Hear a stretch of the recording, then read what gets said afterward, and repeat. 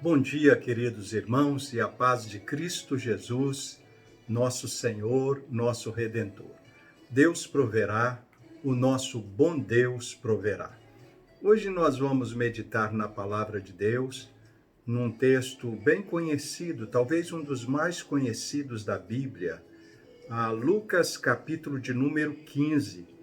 Esse capítulo também é conhecido como o capítulo dos achados e perdidos. Aqui, 3 coisas foram perdidas, 3 coisas foram reencontradas. Cada uma delas tem tudo a ver comigo, com você, com todos nós, seres humanos. Tem tudo a ver com Deus, tem tudo a ver com a nossa vida, com a nossa existência. E eu gostaria de começar contando-lhes uma ilustração a respeito de um filósofo que, cansado, ele se assenta no banco de uma praça e ali ele adormece. E eis que, de repente, por ser estranho na cidade, a autoridade local chega e o acorda e, olhando para o guarda, ele pergunta: aconteceu alguma coisa? E a autoridade pergunta: quem é você? E ele, fitando os olhos bem firme e com muito respeito à autoridade local, ele responde: eu daria tudo para que alguém pudesse responder esta sua pergunta. Eu daria tudo por uma resposta. Quem é você? Talvez um dos grandes dramas enfrentados pelo ser humano, em todas as épocas, em todos os momentos da existência, foi responder: quem somos nós? O que acontece dentro de nós? As 3 perguntas da existência cruciante: de onde eu vim? O que eu estou fazendo aqui? Para onde eu vou?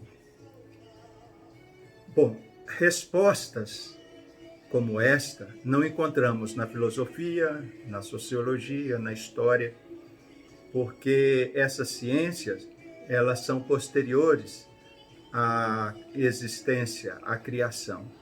Nós buscamos resposta no Criador do ser humano, que é o próprio Deus. Em Deus nós podemos encontrar a resposta. Nós chegamos aqui nesse mundo e Deus nos deu uma identidade e Deus nos deu um destino.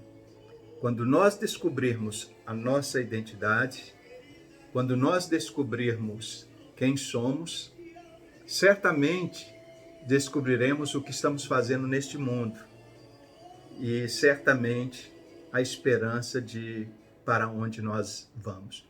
Então, o texto de hoje tem tudo a ver com o que nós pretendemos a considerar nesses momentos iniciais. Veja bem, Lucas capítulo 15, a Bíblia nos fala que todos os publicanos e pecadores procuravam estar próximo de Jesus para ouvi-lo, mas os fariseus e os escribas criticavam essa postura, dizendo: Jesus recebe pecadores e come com eles. Então Jesus contou-lhes esta parábola: qual de vós, possuindo 100 ovelhas, perdendo uma delas, não deixa as 99 no campo e não vai atrás da que se perdeu até encontrá-la? E quando a encontra, coloca sobre os ombros cheios de alegria. E chegando em casa, reúne os amigos e os vizinhos e lhe diz: alegrai-vos comigo, porque encontrei a minha ovelha perdida. Digo-vos que no céu haverá mais alegria por um pecador que se arrepende do que por 99 justos que não precisam de arrependimento. Jesus continua: ou qual a mulher que, tendo 10 dracmas e perdendo uma delas, não acende a candeia e não varre a casa, procurando com cuidado até encontrá-la? E quando a encontra, reúne as amigas e vizinhas, dizendo: Alegrai-vos comigo, porque achei a dracma que eu havia perdido. Eu vos digo que assim, a alegria na presença dos anjos de Deus por um pecador que se arrepende.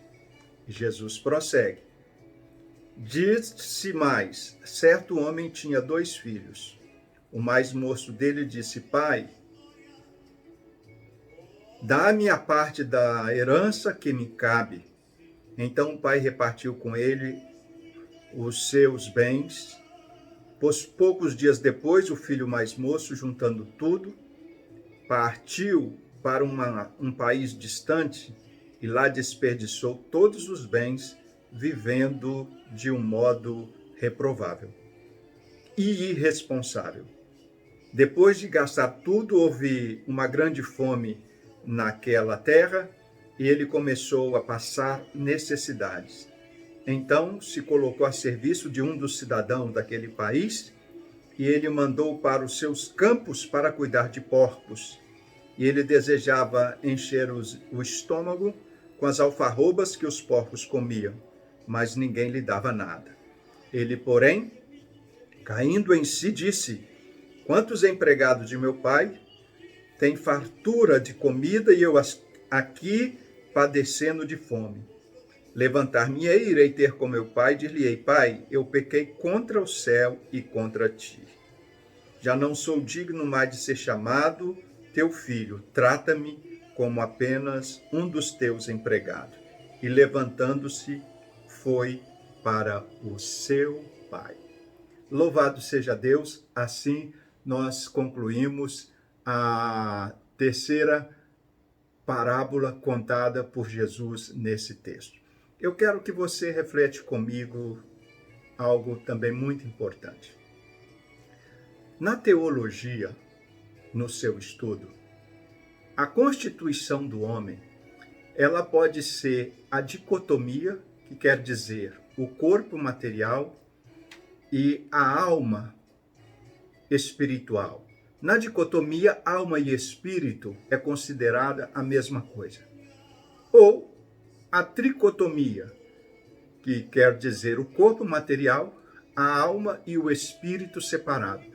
A alma responsável pelos nossos pensamentos e sentimentos, e o espírito aquela parte que nos faz comunicar com Deus.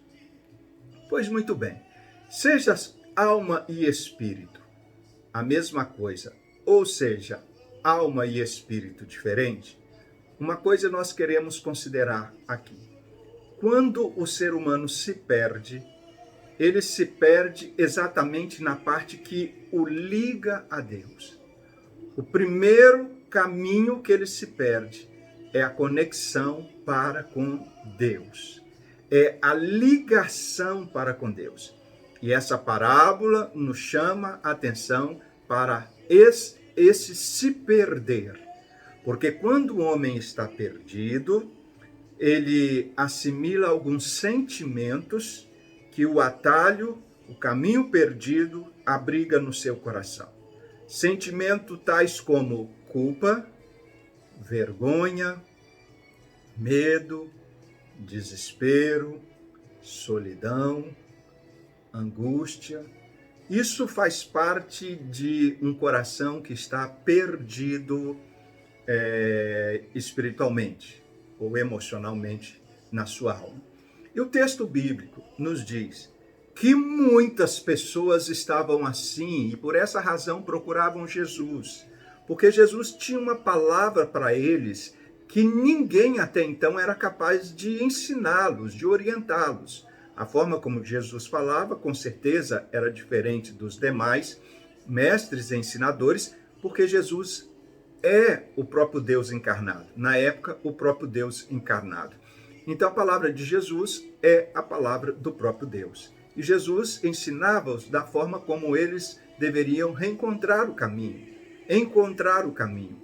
E à medida que a multidão se aglomerava, Jesus, os escribas e os fariseus condenavam aquela atitude, dizendo que Jesus, por ser mestre, estava incorrendo num erro, porque ele se aglomerava com os pecadores. com aqueles que buscavam alívio para suas almas. Então Jesus conta uma parábola, ou 3 parábolas, e nessas 3 parábolas Jesus está direcionando a exatamente aqueles homens, Jesus está direcionando a mim e a você, considerando como está exatamente a minha alma, a sua alma, a nossa alma, o meu espírito, o seu espírito, o nosso espírito. Uma vez que só Ele é autoridade para falar com firmeza a respeito desse assunto. Pois bem, Jesus então começa a falar sobre a parábola da ovelha perdida. Veja bem, antes da ovelha, vamos falar um pouco a respeito da moeda perdida. A moeda é um objeto de metal, não é fato? A moeda não tem vida. A moeda não tem sentimento. A moeda não tem pensamento. A moeda, pelo contrário, ela é fria, ela é imóvel, ela é insensível. Uma moeda, uma vez perdida, que foi o que aconteceu no texto, ela jamais entende a sua situação. Ela jamais vai compreender que ela está perdida, porque ela não sabe o seu valor. O valor da moeda, ele está intrínseco, não porque ela sabe o seu valor, mas é o valor que alguém dá para ela. Muitas pessoas nesse mundo estão vivendo dessa forma. Não sabem o seu verdadeiro valor, vivem na dependência do valor que outras pessoas dão para elas. E nem sempre as pessoas sabem nos valorizar da forma que Deus nos valoriza e da forma que nós precisamos ser valorizados. A moeda é símbolo daquelas pessoas que estão perdidas emocionalmente, estão acabadas emocionalmente, estão insensíveis emocionalmente, mas não sabem que estão nessa triste condição. E estão aí, por esse mundo perdido, num canto qualquer, rejeitado, abandonado, frustrado, frios, insensíveis, sem sentimento e sem emoção. Triste situação dessa pessoa que está numa condição como se fosse um metal, como se fosse uma moeda. E o mais triste dessa história da moeda é que uma vez perdido e não sabendo que está perdido, jamais vai procurar um caminho para o retorno. Jamais vai procurar uma condição para retornar, até mesmo porque não sabe que está perdido. Muito triste essa situação. Mas Jesus conta uma segunda parábola, que é a parábola da ovelha. Agora veja bem, senhores, a ovelha, ela não é uma moeda. A ovelha é um animal.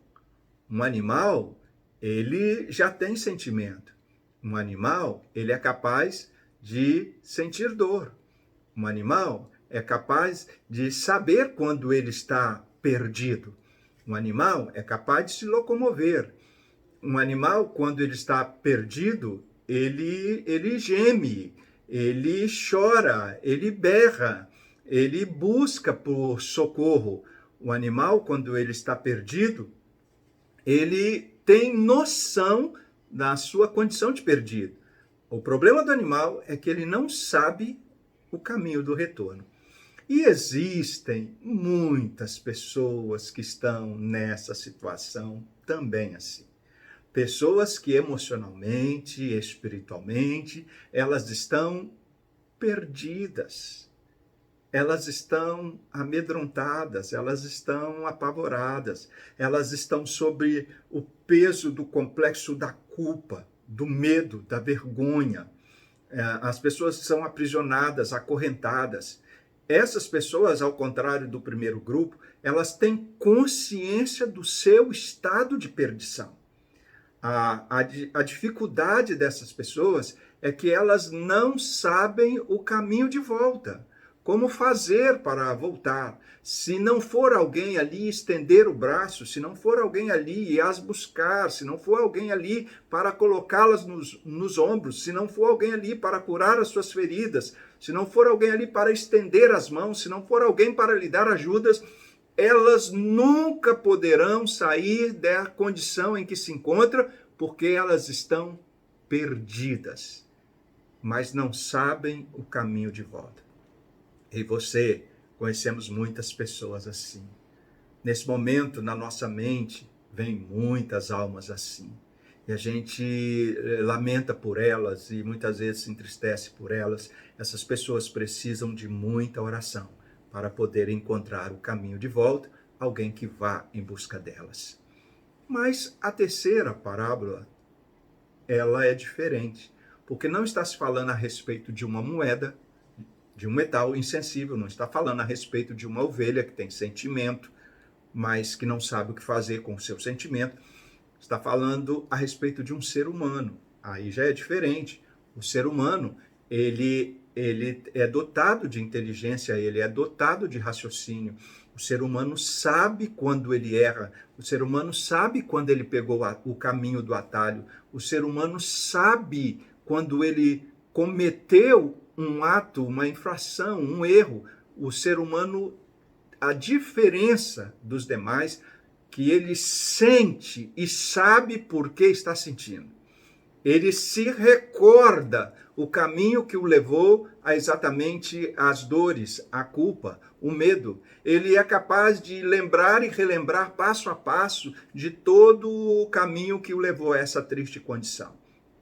Interessante no ser humano, ao contrário das duas outras figuras primeiras, é que o ser humano sabe o caminho de volta. Agora a pergunta é, se sabe o caminho de volta, por que não volta? Olha, o caminho de volta é muito difícil. Muitas vezes ele é tão árduo quanto o caminho de ida, porque ao voltar se volta com toda aquela bagagem, com toda aquela carga. E ao voltar tem sempre aquela expectativa de como vão me aceitar, como vão me receber.